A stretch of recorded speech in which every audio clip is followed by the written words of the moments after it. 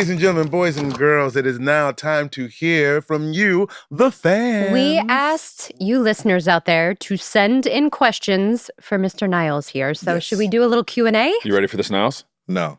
Okay. Yes, you are. Yes, you are. That's Yes, you are. perfect. Come on. That's the right Now time I'm to start. ready. Here we go. First Show question. me. First question. Okay, Niles, this is from Allison Sav. The Nintendo Queen, apparently. Nintendo Queen. She said, I'd love to ask what part of your character is most like you and what part is most unlike you? Good query. I think the part of Randall that is most like me is the position that he had to take in his family because of me losing my parent young. And then when it comes to my acting career, and having a younger sibling, kind of how Kevin steps away. Yeah. He's kind of the only male presence. And in the world that we live in, you know, if you're a boy, they want to make you a man very quickly. Yeah. So I'd say that was the most like me. Okay. And then I'd say the most that is unlike me is I am not that big of a perfectionist unless it comes to like my work. Yeah. But when it comes to how others perceive me, I think over the years I have learned to not care and just be myself. So, you know, if I need therapy, if I'm feeling sad, if someone did something that made me feel insecure, or I will very quickly communicate my feelings. Sure. Yeah. That's beautiful. Yeah. Nice. It's a good way not to be like him. But I also think it's because during the most pivotal years, I was playing this character. Yeah, Interesting. it was a Seeing very someone formative time. Someone that did not do that. Yeah. And it infuriated me because you play a character for so long, it becomes a part of you. Sure. So I just never wanted to be that in my personal life. Good for you. Yeah. I dig that. Who's got the next one? Lynn Standridge, 299, said, what was the hardest part about filming the episode where the house caught on fire? That was, a big one. Both chime in on that one. Are you thinking about just when we were at the house or when we were in the middle of nowhere? I think all of it. I think staying in it. Yeah. Because we had some super late night shoots, and that was like the latest that I had ever shot. It was a lot. And having to keep that emotion is such an interesting like thing to grapple with. Yeah. How late are we talking? How late would we go? Like all night. Yeah. Till the sun come up? Like almost. Really? Yeah. To where they had to get hotels for crew members or cast if you didn't want to do a 2-hour drive back to the city. Yeah. We were out in like Palmdale, like where was it? It was out like by Six Flags, out in that area. Yeah, maybe even further than Santa Clarita. Yeah, Santa Clarita. Yeah. It was pretty far, and because like it happened at night. Yeah. You want to have like as much shooting of a shooting day as possible, quote unquote. You start when the sun goes down, and you work until pretty much like the sun starts to come up. So it was a long night, and it was chilly. It was cold. Yeah. So they built the actual like house, the outside of the house, and like burned it. We talked about that episode with John and Glenn. But it was just like the shell, the frame of the house. Right. So there was no way to heat it. We're like in the middle of nowhere burning this house down. And so it was freezing. Yeah. So we were in, you were in pajamas. I was in like my pajamas and then had to put on like my clothes, and you're trying to like stuff long underwear under that, and it was very chilly. It's like, are you sure Randall wouldn't put on a winter coat? Yeah, like winter pants. You would have like a puffer coat, like somewhere. That's how I'm leaving the house. Yeah. The fire can take 30 extra seconds. Yeah. Let me get this giant blanket. Let me get these thermals on. Yeah. Real quick. What if instead of sheets tied together, it was warm blankets? There you go. Duvets. Yeah. Thick. Okay, that's a good one. What's the next one? So, from 2005, what was the best thing about working together, Niles, Hannah, and Logan? Best thing about working together? I had two buddies that were going through the exact same thing that I was going through. Sure. Being on a set with experienced actors, trying to find your footing while always being in comparison. Yeah. Which I think can be I think it can be a lot to handle. And they were older than me. In comparison to each other, in comparison to the older big three? To the older big three. To the older big three, okay. Because especially for me being 15, I feel like a lot of it was, hey, your work has to follow up. You know, this grand actor. Are you capable? So to be able to have folks talking about Justin. Yeah. Talking about Justin. So having people that are like, we get the pages and it's like, hey, you see what we got to do? We get to like do some cool stuff. Fun. Yeah. It was amazing. And then outside of that, you know, Hannah and I used to live near each other, so we would carpool.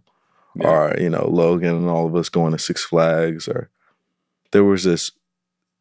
It was as if it was in a way my secondary high school, like my after school program. Yeah. To where, you know, even today, you know, I'm so updated with their lives and vice versa. Did you blow any minds being out together in a group out in public? Like back in the day? Yeah. People were like, wait a minute. But not from the crowd I wanted. It was usually from like 6-year-old, like grandmas. Yeah. You're like, great. Like, thanks. Okay. Yeah. I'll tell you, my grandmother loves you. Yeah. Yeah.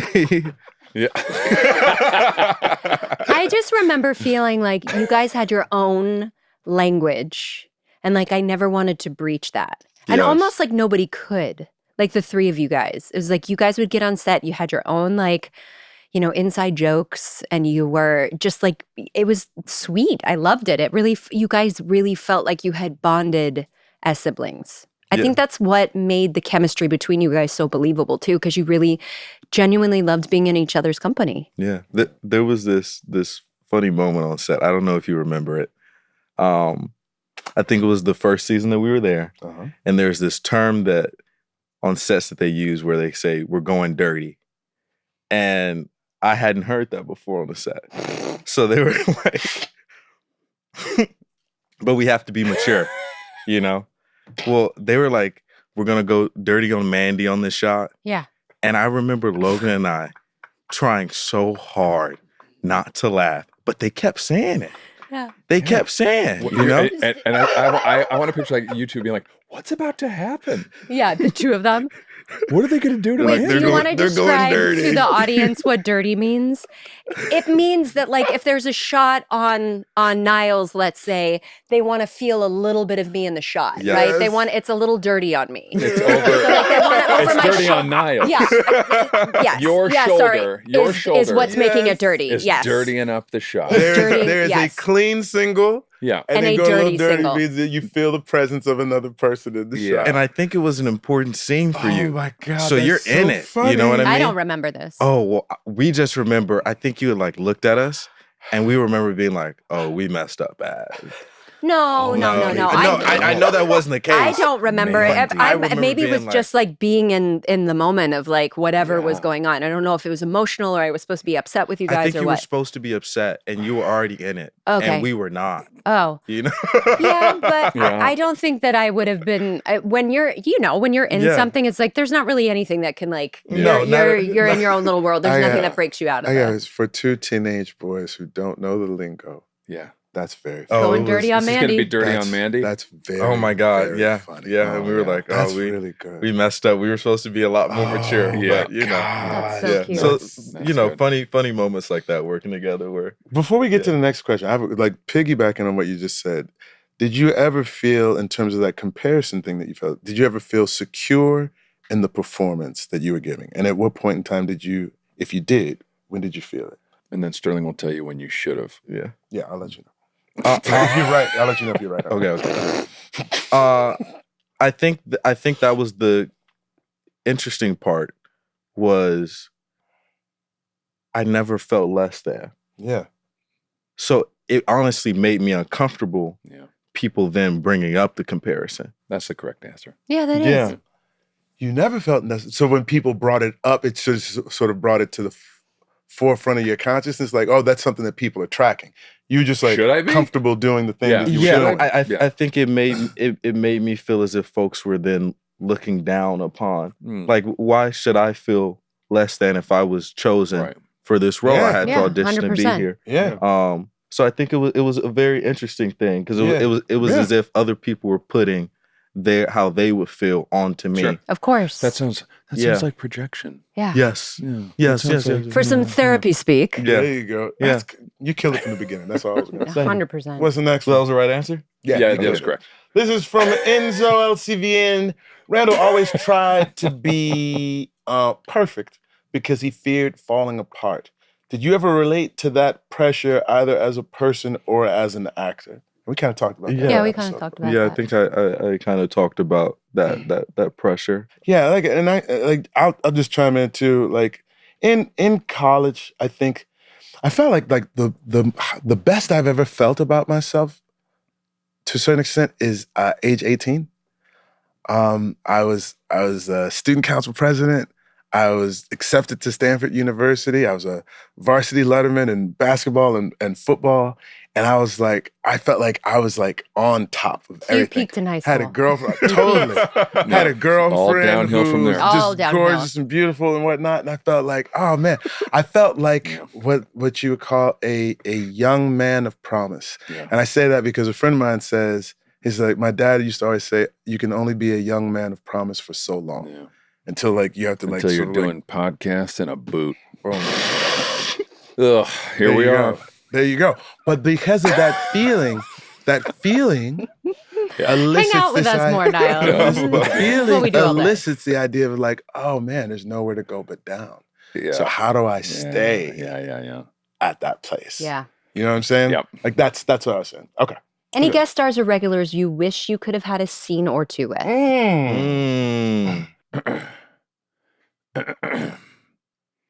No, I'm trying to think. Wait, could everybody be quiet so I can think? Yeah, sorry. can you be quiet, Sorry. please? Stop clearing your throat. You okay? Yeah. Please, Christopher, please. There was this guy named. It starts with like, I don't know if he spells it with the C or a K. Curtis. Oh, is it Craig? Mm. Craig. Old Craig was Craig. great. Craig T. Nelson. Old Craig. No, I would have loved to do a scene with you. No, I would too. Yeah. That would've been fun. Thank you. No pressure. How many scenes? Did we only have the train at the end? Yeah, that was the only scene we ever had. That's it. Yeah. That would have been a cool looper episode. Yeah. Yeah, it would have been kind of fun. Because it was all three. It was me, you, and Karan, right? Yeah, you come back. He stops the fire from ever happening to change the future. I help you. Oh, that would have been crazy. Yeah, Karan is there. Yeah. Lonnie's there. Oh, yeah, all four of us. Yeah. That would have been kind of nuts. No, we didn't have that. We just had the one scene in season 6. What was working with Miss Rashad like? Oh, my. Amazing. What? Amazing. Because I know the space in my brain that she holds. Yes. Right? Like the matriarch that I grew up watching on TV, right? But for someone who wasn't around for the 1900s, what space did she hold in your world? Like, how were you aware of her as a performer? I still view her as like the perfect wife. Perfect mom. Based upon perfect person in general. Did you watch the show with Heathcliff Huxtable? Yeah, but not See how I did that? Not like I didn't binge it. Like if it was on, I would check it out. Sure. Yeah. Gotcha. But she still did have this viewpoint, like this pedestal in my eyes. Omnipresent. And I as feel a young like man as in America's theater, mom. she must have had a theatrical presence. Yeah, so shoot, her whole family. Yeah. But so I think for me when working with her, like there was a lot of like, I'm gonna be honest, like what do I say to her? Yeah. Yeah. Seriously, no, Yeah, but how do you seriously, kick off a conversation. what the hell is a 17-year-old saying other than "I love your work"? Yeah, right. Like That's a good entry. Yeah, that's a good great entry for for whatever anybody. age you are. Yeah. I'll always be happy. Hey, whether you've seen the work or not. there you go. Yeah. That's easy. I love you and Waiting to Exhale. Yeah. Oh wait, That wasn't you? Don't get Don't lead with that unless you know for sure. Don't get specific. It's their project. Yeah. Never what get I'm saying? specific. Yeah. Mix you up with another older black. hey, when my friend saw you and he said he had just seen your movie the week prior, he was like, he was in it, right? After we walked away. And I was like, yeah. That's hilarious. Yeah. I don't even care if I was or not. I still thank people. Yeah, seriously. Have you rewatched the show as an adult? And if so, does the show resonate with you in a deeper way than it did while you were filming? Yeah. I think that's the the sad part about being on it so young is you're not truly cognizant of what the work you're doing until you experience literally just like a little bit more life. Yeah. And you're like, wow, like obviously I know the show is good. Yeah. But like to watch it a little bit older and be like, damn, like it hits different. This actually really was good. I mean, it hits different for us. It's the same for us. But I'm saying you going from 15 to 24, like it must. That's a big. There's Life a lot gulp. of stuff happening. Yeah, it's like a huge gulf that you like. Yeah. Yes. So what, like, if you could articulate it, like, what is it like watching it now? The times that you have. I feel like I'm so much more opinionated. On like characters or decisions that are made. Yeah. And then I truly connect to how things that can happen as a kid can later affect you if you don't process it. Yeah. And to hear like the communication, like the writing is so amazing. It truly is amazing. And I think it's interesting being able to rewatch my performances because obviously you can be your biggest critic, but I think it is in the fact that I'm older now. Yeah. So I understand that emotion that as a kid, it was like this confusion, which is great for it works. The performance. It plays, But as someone that gets older, it's like, damn, I wish I would have shown it like this, but that's because I come from the knowledge of having experienced just a little bit more. Yeah. I'm not trying to say like, Yeah. So I think it's amazing to be able to see to feel a little bit of the impact that the show could have had on folks back in the day. Are you overall happy with your performance as you watch it now? Yeah. You have to be. You should be. Yeah. You should be. Yeah. I think based upon the knowledge and the tools that I had, I gave the best. I left it all out there. Yeah. To see that, it makes me so much more excited about things that I'll be able to tackle in the future. We talk about you. We talk about you guys. We talk about you guys every week, constantly, and we're constantly marveling. Thank you. Yeah, stepped in and just crushed it from the jump. Yeah, thank you. Just always, I think the one thing that I take from this is you have to be present. Yeah. To truly be present, because I think I was, like you said, you would finish working and you're filming something else. Yeah. So trying to find that balance of still living in the moment. Yes. You know, like even this right here, this time that I get with you guys, truly appreciating. Yeah. Yeah. We appreciate you coming, man. Close it. Please like, subscribe, share an episode with a friend. Heck yeah. Come see us January 17th at the live show. And if you'd look right in that camera over there and say that was us, we'll get out of here. That was us.